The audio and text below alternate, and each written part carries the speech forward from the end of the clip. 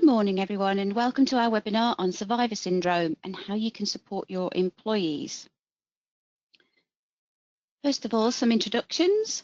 So we have myself, the HR Operations Manager, Victoria, who's going to be our main presenter today. She's our HR Knowledge Manager, and a team is our Digital Marketing Executive, and she's there in the background fielding any technical problems you may have. Hopefully you won't have any, but just in case, she's there to help. So this is our agenda and what we're going to cover today. So we have this survivor syndrome. We'll look at a definition first of what that actually is, the impact on both employees and employers, and why it's important to manage it very carefully. Employee needs, supporting the move forward, and then some positive outcomes. And we've also got some information on some ways that we could support you and help you with this as well. We do want to encourage you to ask questions. We have had to mute everybody because there are so many on the call today, but we do want to hear your questions, and we encourage you to ask them via the chat panel. If you type your question in the questions pane, we will aim to cover as many as we can at the end of the webinar. We're also going to use some polls to make the session as interactive as possible. When we have a poll, it will appear on your screen like this, and you will see the question pop up, and you will just select the answer that is appropriate for you. Please note that to be able to participate in the polls, you do need to ensure your screen is not in full screen mode, as for some reason known to GoToWebinar, it doesn't work in full screen mode for some reason. Hope that's okay. So I'm now going to hand over to Victoria, who's going to take you through the webinar. Thank you, Sue, and let's share my screen. Thank you, Sue, and good morning to everyone, and thank you for joining me today to find out more about survivor syndrome. So, to begin with, I'm going to spend some time just exploring what we mean by survivor syndrome and understanding what it is. So, survivor syndrome, or as it can also be known as survivor's guilt, are terms that have been around actually since the early 1990s. Traditionally, it's commonly associated to those employees who remain in the business after redundancy exercises. And the term is generally used to describe the emotional, psychological and physical effects on people, on employees who remain in the business after redundancies. Now, COVID-19 has a significant psychological impact on employees because they've either experienced it firsthand or are seeing it in their family and friends and communities. So this only leads to a more challenging time in general, but also at work when having to face organisational change, whether that's restructures or redundancies. So if we look at it from a perspective of making redundancies, it is very common for people to think, well, why did I make it but they didn't? Or how am I going to face my friends knowing that they're now unemployed and have been made redundant? So organisational change is disruptive, and so it's really important that from the outset an organisation sets out their plans in how they are going to manage and support their employees. People are our most important asset, and in order to become competitive again and rebuild stronger as we work through the pandemic, it's really important to consider the needs of the employees. So what about the impact of survivor syndrome on employees and the employer? So we know that the term is used to describe the emotional, psychological and physical effects of major change, such as redundancy. And this illustration shows the effects on the employees. Now, a study into survivor syndrome that was carried out by Helen Wolf of the Institute of Employment Studies found that redundancies can have a significant impact on remaining employees, whether that's the feeling of job insecurity, the feeling of frustration, anger and resentment, lack of management credibility, feeling of unfairness, betrayal and distrust, as well as physical symptoms such as mental health, depression, stress and fatigue. I've put a link here to that survey research, and when we issue these slides at the end, you'll have access to that. And of course, on the business side of things, there will also be a knock-on effect. So in the same study, it found that redundancies also have a significant impact on the business as it tries to rebuild. So organisations often have to deal with decreased morale, increased absenteeism, reduced motivation and employee engagement. And generally organisations, what we find is they move to a more risk avoidance position as they see ultimately a loss of productivity. So why is it important to manage survivor syndrome? Well, we know that employees, as I've said, are the organisation's most important asset. So supporting your employees and aiming for that engaged workforce after any period of change is going to be vital for you to rebuild and become stronger. Your remaining employees will become the new organisation in the new world of work and will ultimately be responsible for driving forward the new business objectives and securing success for the business. So it's really important to think through how we can support employees as we move forward. We're going to run a couple of polls at this point.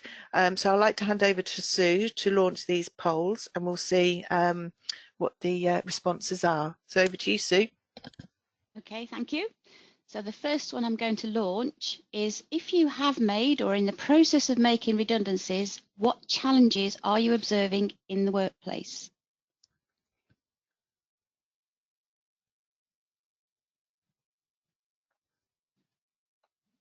Just collecting the responses now.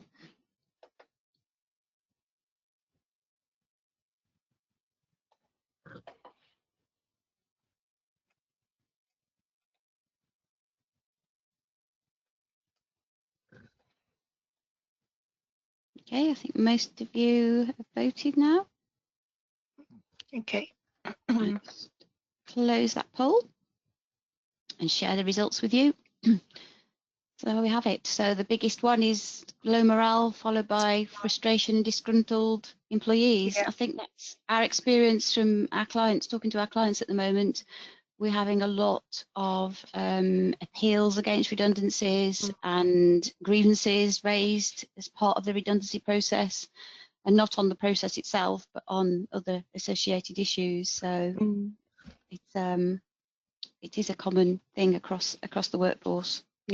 Yeah, and understandably, it's obviously a very difficult time all round, isn't it, for business and employees? So we're going to obviously focus the webinar shortly on sort of ways which we can help support and mitigate things like low morale and frustration. But I think we've got another poll. Yeah, there's a couple more to come. If I select the next poll, we have you taken any steps on how you would plan to support those who remain in the business? So it's not just the ones who are you are making redundant, but those who remain that we're looking at here.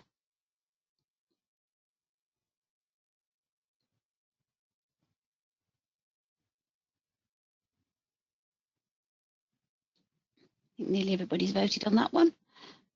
So I'm going to close that poll and share the results with you. Okay. Big majority have done something to start to support them.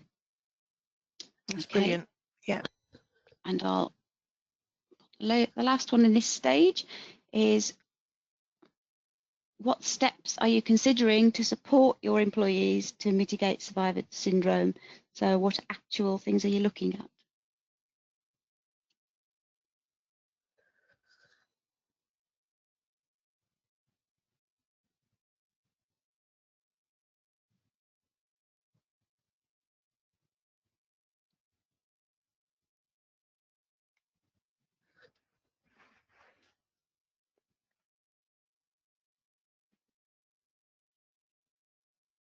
Okay, I'll close that poll and share the results with you.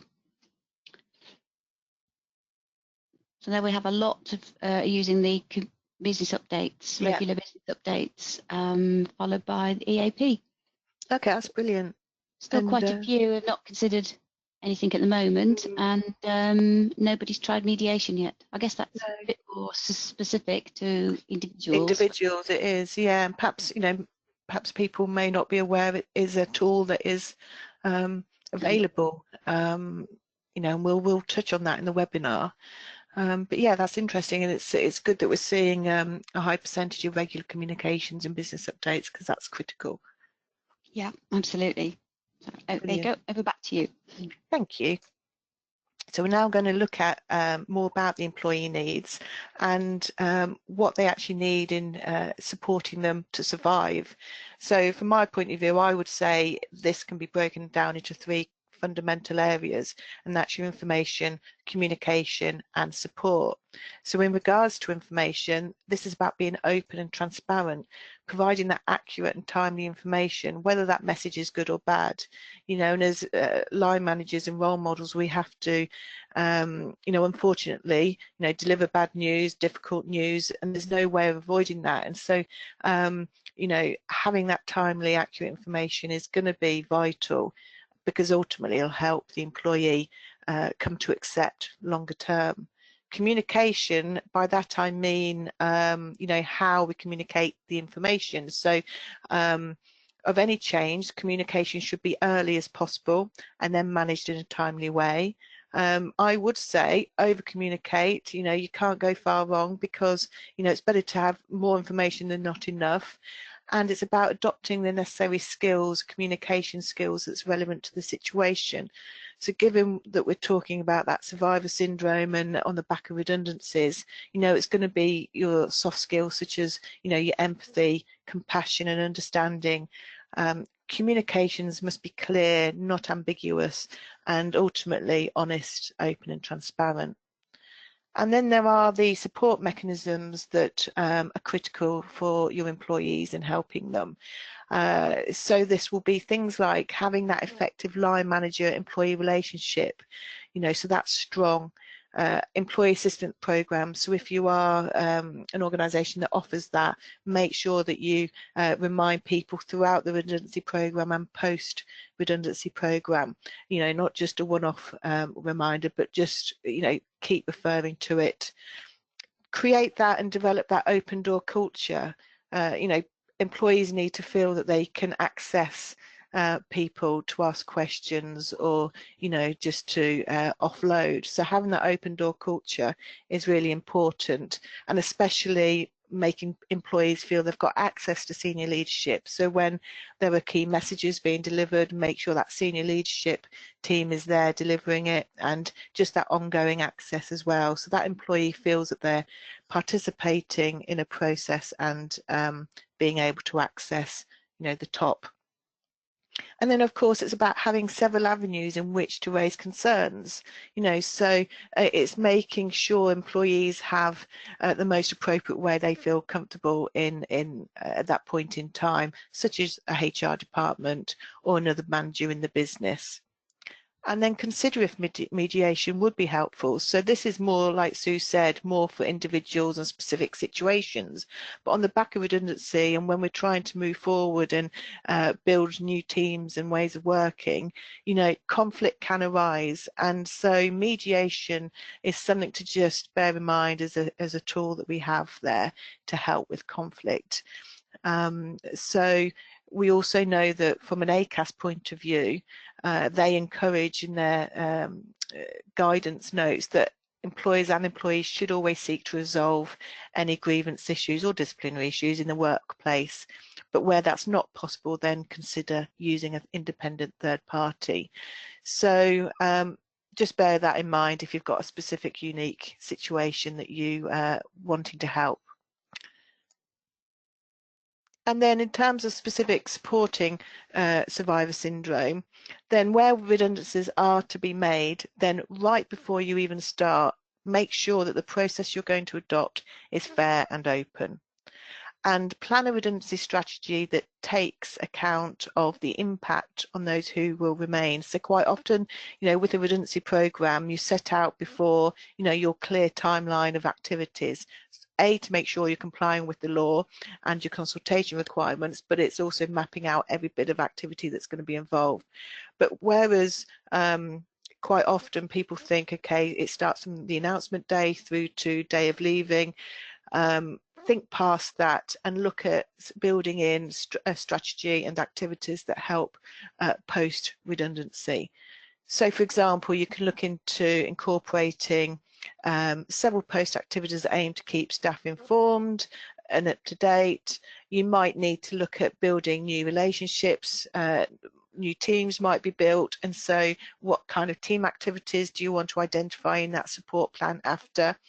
And your aim ultimately is about trying to rebuild that trust once more and help collaboration across the business, because ultimately we need to have everybody engaged and aligned to the same objective to help move that business forward, and building that inclusive culture.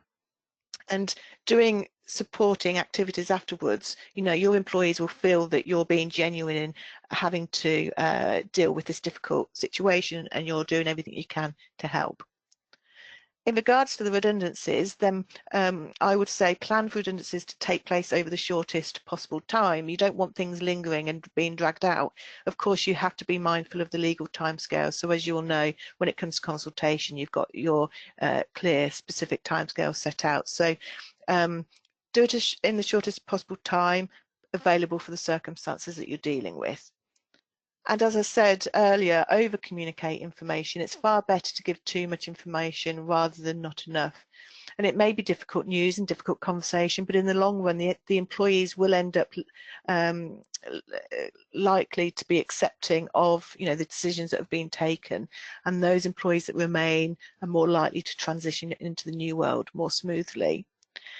And a really important piece is actually around training your line managers in understanding the challenges that can arise post-redundancy and for those who do remain. And it's about guiding your line managers on how they can support and show empathy right from the beginning.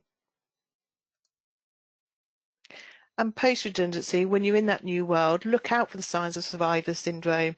So think back to that earlier slide, you know, where, you know, there's potential for absenteeism, demotivated employees, sudden underperformance, low productivity. Start being observant and, you know, and acknowledge and discuss survivor syndrome with your remaining employees. There's nothing to be ashamed about. It's, you know, this is the difficult business situation that we've had to work through.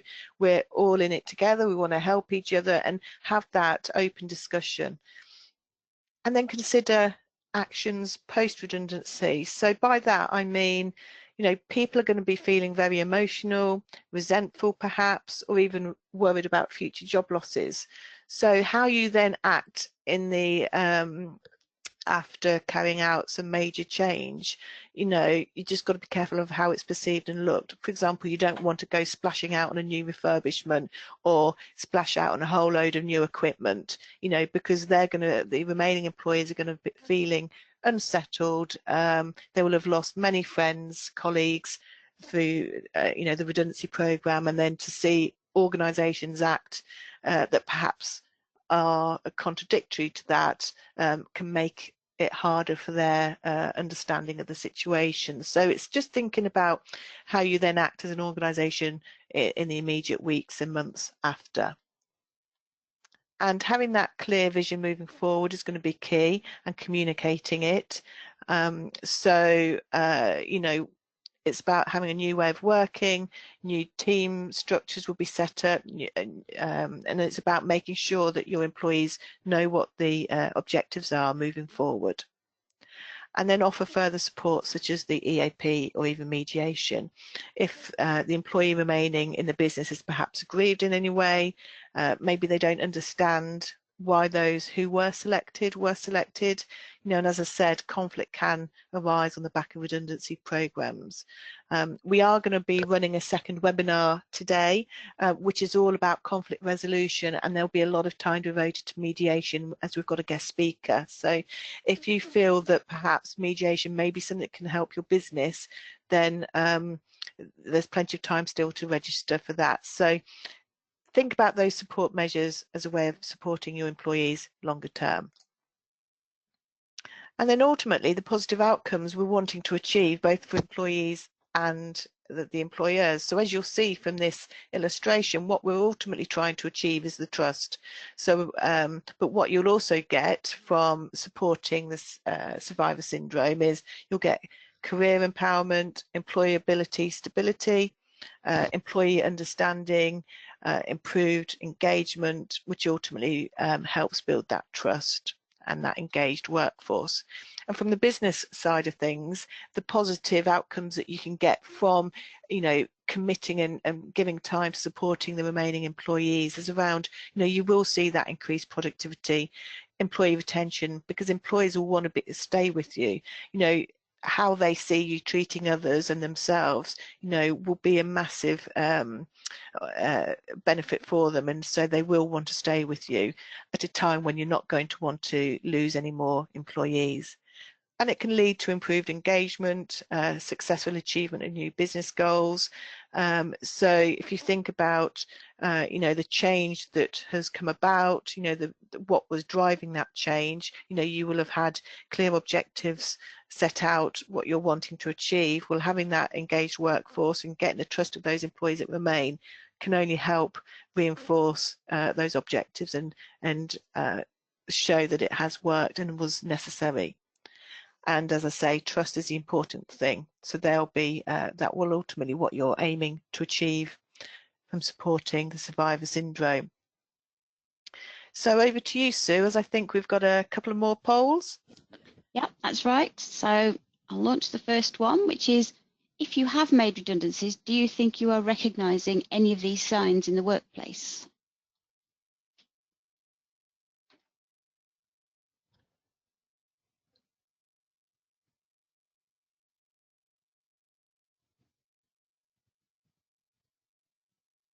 Just collect a few more responses.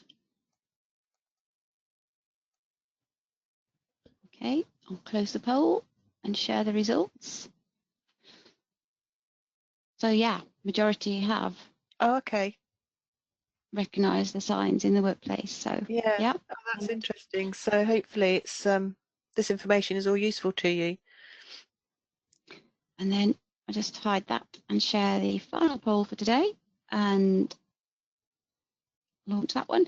So it's, what would you say is the most challenging part of managing redundancy? Is it the planning side, the actual process, or the after effects?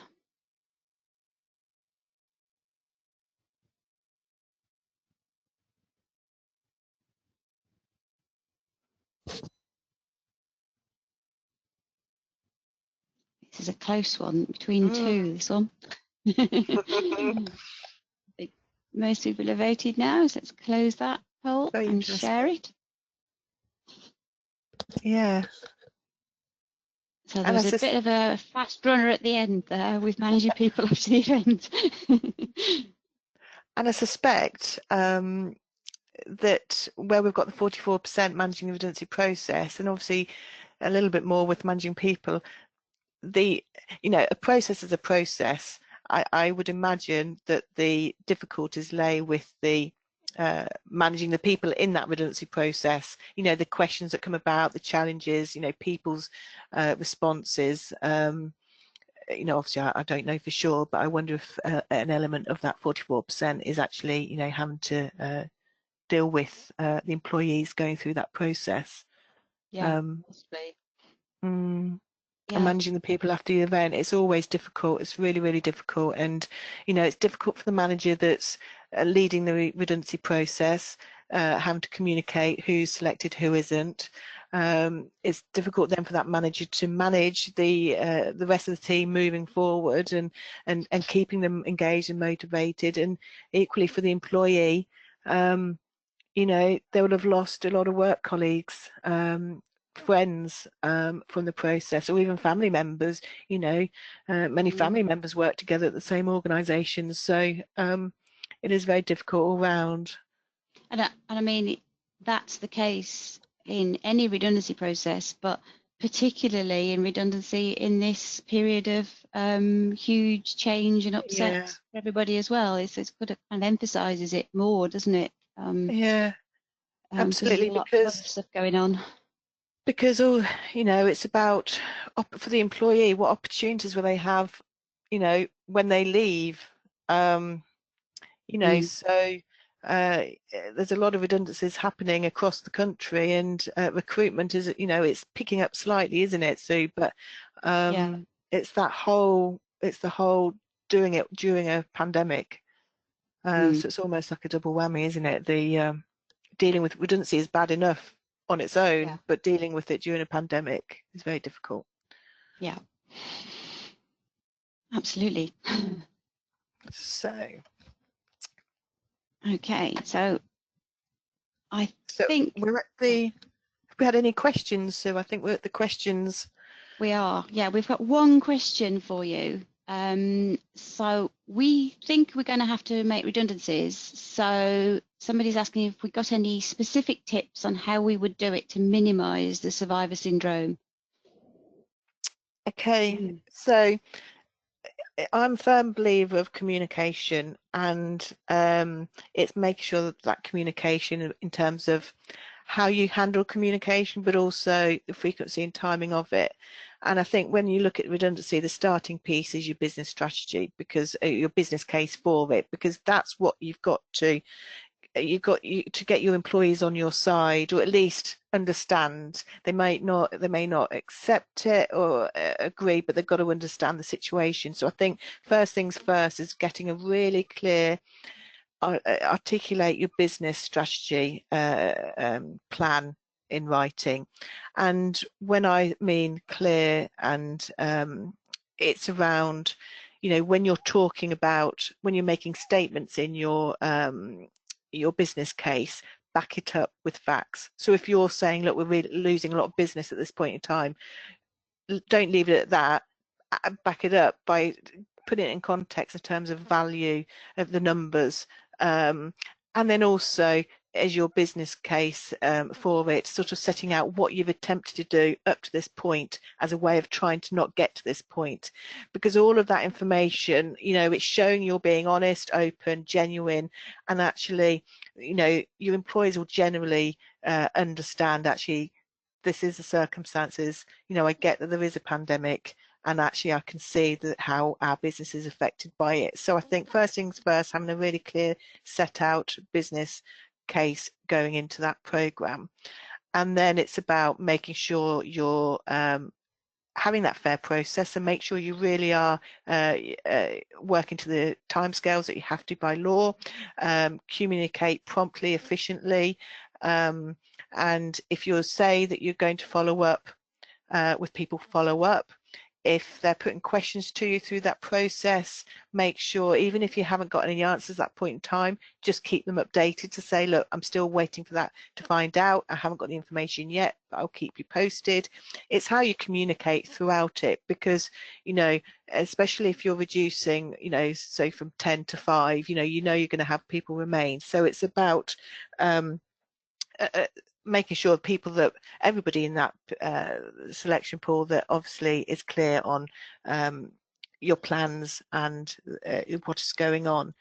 It's about allowing people time to raise questions, so they get the feeling that they're participating, that they're contributing. It's about allowing people to put counter ideas forward, so alternatives to prevent. It's feeling engaged, isn't it, and getting their input.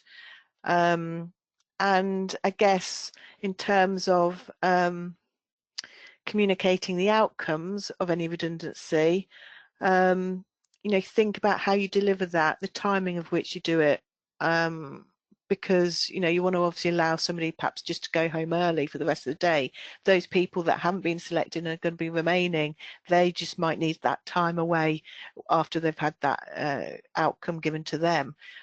So it's thinking about how you're dealing with people as individuals and being sensitive, and just things like your EAP can be helpful. Or even if we talked about mediation, which is more typical for individuals, but actually if you're having to manage a group of people, that there's a bit of conflict on the back of a redundancy program, there's nothing to say that you can't bring in an external provider to help facilitate some kind of working group to help overcome any of their concerns, so you can get and work towards an effective team. But I do think it's all about communication, how much you communicate, the frequency, and actually how you manage the communications. And I know there's a lot of difficult conversations, but it's far worse if you avoid having those conversations or not give all the full information. And I think people want to be treated like adults and know what the situation is. They know there's a pandemic, they know business has been impacted, and just be open and honest. I guess that they're my tips. Yeah, that's good. Thank you very much. That's okay. A lot to think about there. So there weren't any further questions, but if you do think of any outside of this, then please do send them through. The email is there and the telephone is there. We'd be happy to talk to you. We have got a few tools that might be of interest to you. So just to let you know, we do run a first aiders for mental health qualification training program. So if anybody's interested, then do talk to us and we can give you some further information on that. We also work with a partner who provides employee assistance programs, very cost-effective ones and absolutely invaluable in this current climate. So again, talk to us if you're interested in that. We also work with Engagement Multiplier, who have a tool which enables you to assess the level of engagement of your employees, and then you get them to retake the survey periodically, maybe quarterly or more often if you wish, and then you assess whether there's any improvement in the engagement following on any actions that have come out of the survey. So as long as you do take on board the actions recommended and you implement some of them, you can then see an improvement in your engagement score. So you do know that what you're doing is actually having an impact on the team. We also work with a third party to manage our mediation program. We have trained and mediators who can help with this. So if you're interested in that service, then again, contact us. We'll be talking a lot more about that this afternoon in the webinar. So if you're listening to this in the recording, then it will also be available in the webinar library after today. As always, we welcome feedback and suggestions for future webinars that we can run. So do let us know if there's any topics that we haven't covered that you would be interested in hearing about. And program coming up, as I said, this afternoon we've got conflict resolution, and then next month we've got Brexit and another health and safety at work one on statutory compliance, and then in November we've got the right to work and the new points-based immigration system.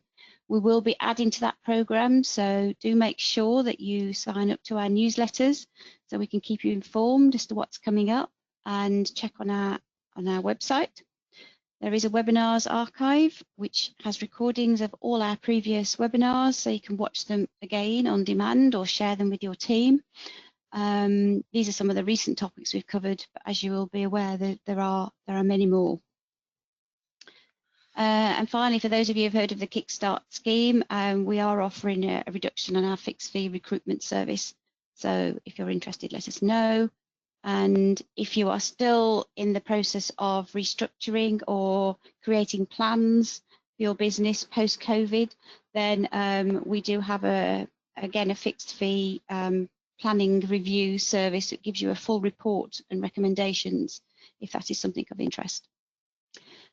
All remains for me to say is thank you. Thank you to all of you for attending. Thank you to Victoria for conducting a very interesting webinar for us again. And we look forward to hearing or meeting with you all virtually at future events. Thank you. Thank you, everybody.